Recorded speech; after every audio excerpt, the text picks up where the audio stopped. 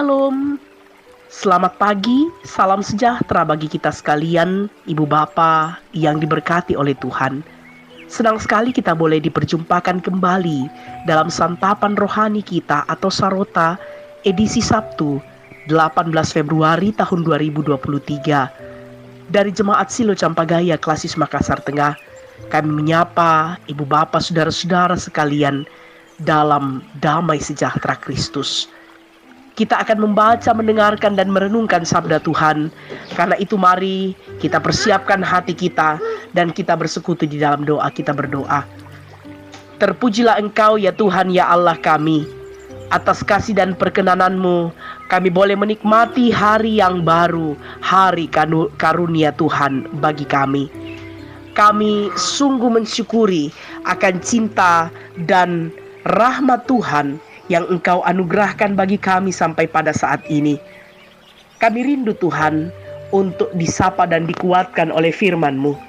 Tolonglah kami dengan kuat kuasa Roh Kudus-Mu, sehingga kami dimampukan untuk menghayati dan juga memahami serta memberlakukan firman-Mu dalam kehidupan kami.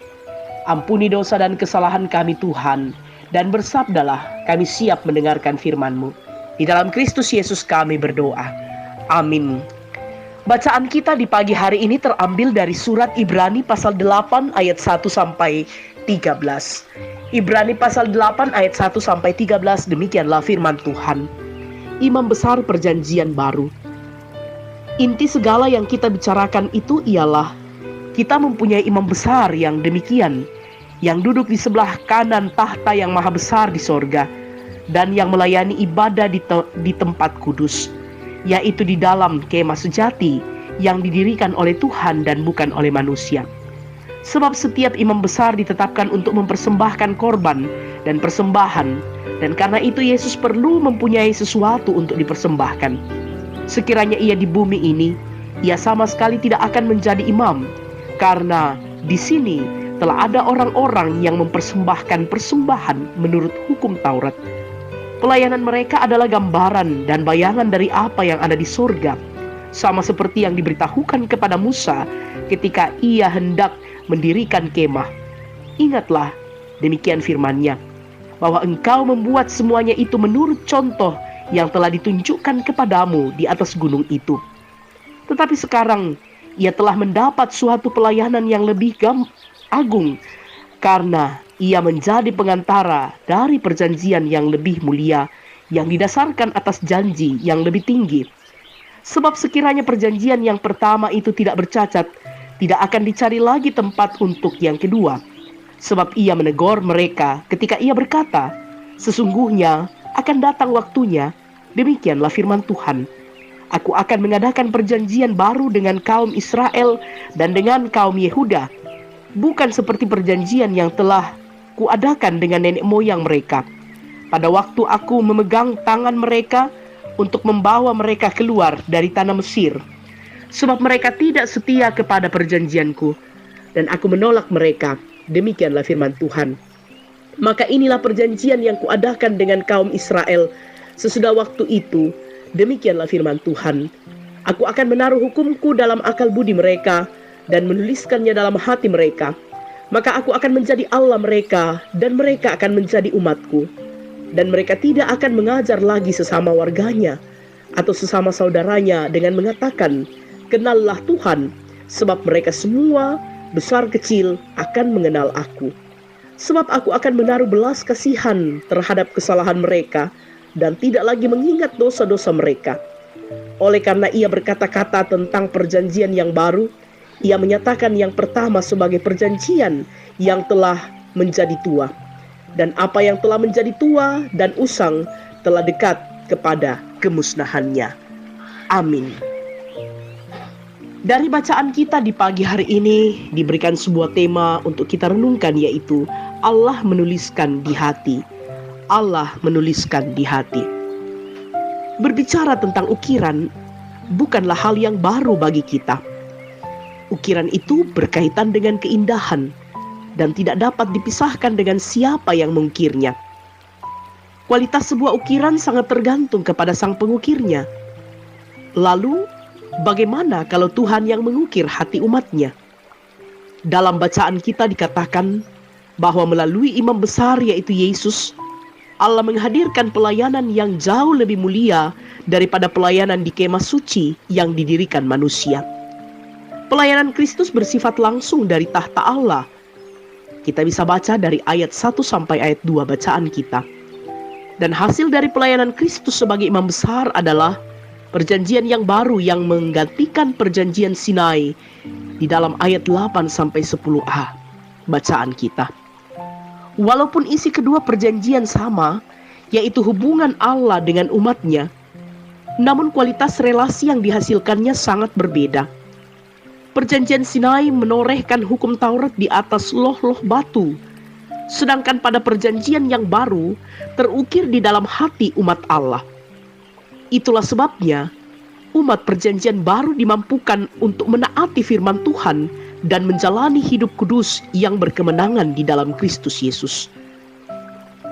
Jemaat Tuhan, kita perlu bersyukur kepada Allah di dalam Tuhan Yesus, karena Dialah imam besar yang telah mendamaikan kita dengan Allah melalui kuburan di kayu salib. Hidup kita telah diperbaharui dan kita telah berdiri di atas dasar anugerah-Nya. Ia menginginkan agar kita mewartakan kabar sukacita ini kepada setiap orang yang masih dibelenggu oleh dosa dan masih terikat dengan ritual masa lalu yang tidak dapat memberi kepastian hidup. Allah telah menuliskan hukum-hukum-Nya dalam hati kita, maka jagalah hati kita agar tidak dicemari oleh dosa. Seperti dalam Amsal pasal 4 ayat 23 yang berkata, jagalah hatimu dengan segala kewaspadaan, karena dari situlah terpancar kehidupan. Terpujilah Kristus, haleluya, amin. Mari kita berdoa. Bapa, kami bersyukur kepadamu bahwa Engkau mengutus imam besar, yaitu Kristus Yesus, yang telah mendamaikan kami dengan Engkau melalui pengorbanan di kayu salib. Sehingga komitmen kami ialah kami terus menjaga hati dengan segala kewaspadaan, sehingga di sanalah akan terpancar kehidupan.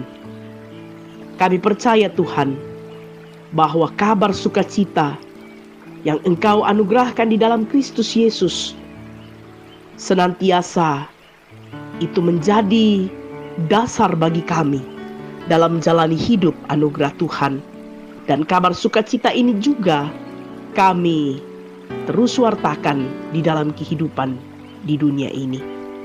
Bapa di dalam sorga, bersama dengan orang tua dan saudara-saudara kami yang menikmati pertambahan usia di hari ini, Tuhan, Engkau sempurnakan sukacita mereka di dalam menikmati akan kasih dan rahmat Tuhan melalui pertambahan usia di hari ini. Kami berdoa Tuhan bagi segenap orang tua kami yang berada dalam usia lanjut, perteguh iman, percaya dan harap mereka di dalam menjalani hari-hari hidup anugerah-Mu. Kami berdoa bagi segenap keluarga kami, anak-anak dan cucu-cucu kami dalam pertumbuhan mereka, pendidikan mereka, pekerjaan mereka, yang sementara mencari pekerjaan, yang sementara mencari pasangan hidup, yang saat ini menjalani rumah tangga mereka masing-masing. Tuhan, biarkanlah damai sejahtera-Mu mengikat kami, dan kami terus mempermuliakan nama Tuhan. Kami berdoa bagi orang tua dan saudara-saudara kami yang saat ini ya Tuhan bergumul karena kelemahan tubuh yang mereka alami, yang dirawat di rumah-rumah sakit, yang dirawat di rumah, yang dalam proses berobat jalan, yang dalam proses pemulihan. Tuhan, kami percaya dengan kuasa-Mu mereka menikmati pemulihan dan rahmat-Mu. Bapa di dalam kerajaan sorga, kehidupan hamba-hamba Tuhan, dimanapun Tuhan mengutus mereka untuk berkarya di tengah-tengah pelayanan anugerah-Mu, Tuhan, kami berdoa kiranya kesetiaan dan ketulusan untuk terus melayani Tuhan, dan semangat yang senantiasa terpatri dalam hati hamba-hambamu akan menjadi sebuah sukacita dan wujud pelayanan yang terus bermakna bagi umatmu. Bapa di dalam kerajaan sorga, kehidupan kami hari ini kami serahkan ke dalam tangan pengasihan Tuhan. Kami percaya senantiasa kami aman di dalam kuasa-Mu.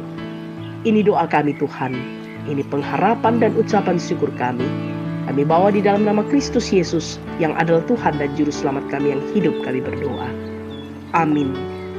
Bapak, Ibu, saudara-saudara yang kekasih dalam Tuhan, demikianlah persekutuan kita di pagi hari ini. Selamat berakhir pekan. Tuhan memberkati kita sekalian. Salam sehat.